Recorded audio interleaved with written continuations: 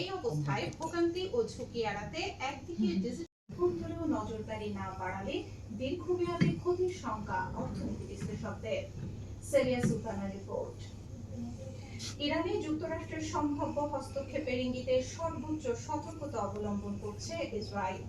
একই সঙ্গে অভিযোগ উঠছে ইরানের অস্থিরতা উস্কে দিতে ডিজিটাল প্রপাগান্ডা তৈরিতে তেল আবিবের ভূমিকা রয়েছে।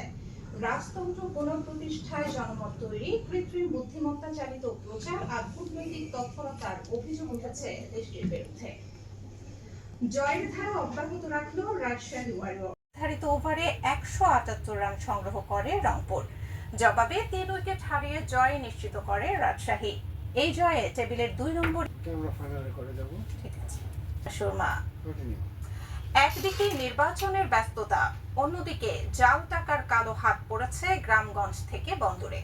এই অবস্থায় ভোগান্তি ও ঝুঁকি এড়াতে একদিকে ডিজিটাল লেনদেনে উৎসাহী করছে বাংলাদেশ ব্যাংক, অন্যদিকে এমএফএস এ নজরদারি বাড়ানোর তাগিদ আইন শৃঙ্খলা বাহিনীর। তবে শুধু সীমান্ত নয়, দেশের অভ্যন্তরেও নজরদারি না বাড়ালে দীর্ঘমেয়াদে ক্ষতির শঙ্কা অর্থনীতি বিশ্লেষকদের। সেলিয়া সুলতানার রিপোর্ট।